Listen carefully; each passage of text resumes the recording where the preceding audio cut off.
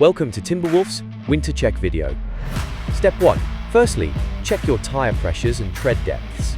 Consult your owner's manual for accurate information regarding the correct tire pressure for your Timberwolf. Attach a pressure gauge to the valve on your tire and ensure that all your tires are at the correct level.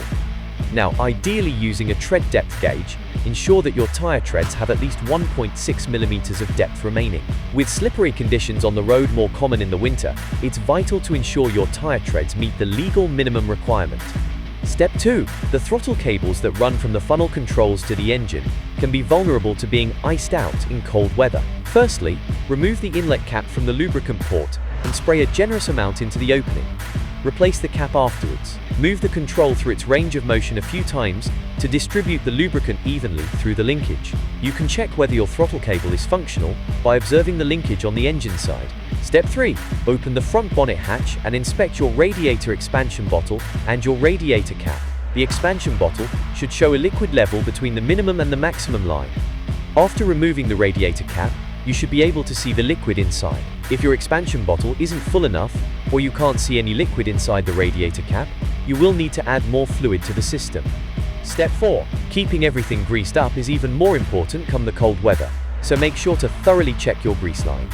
Inspect the connections and the lines themselves, making sure that they are still firmly attached at each end and will not come loose.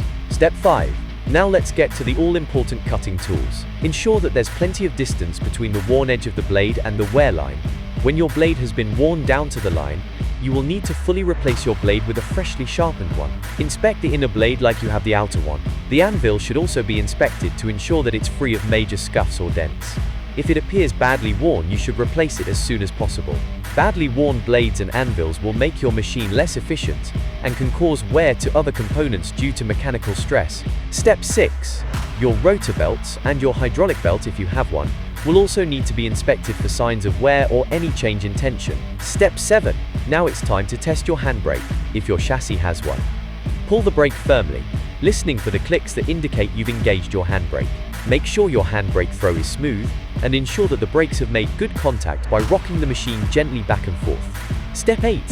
Keeping your number plate visible is important, so make sure there's no debris or mud obscuring the reflective surfaces of the plate. You should also make sure to keep your number plate lights clear. Step 9. Almost done. Now we just need to check the trailer lights to make sure they're working properly. Connect your towing vehicle and go through the usual: brakes, reversing lights, indicators, and side lights. By sticking to a consistent routine with your daily and weekly checks, you can always feel sure that your Timberwolf is performing at its best.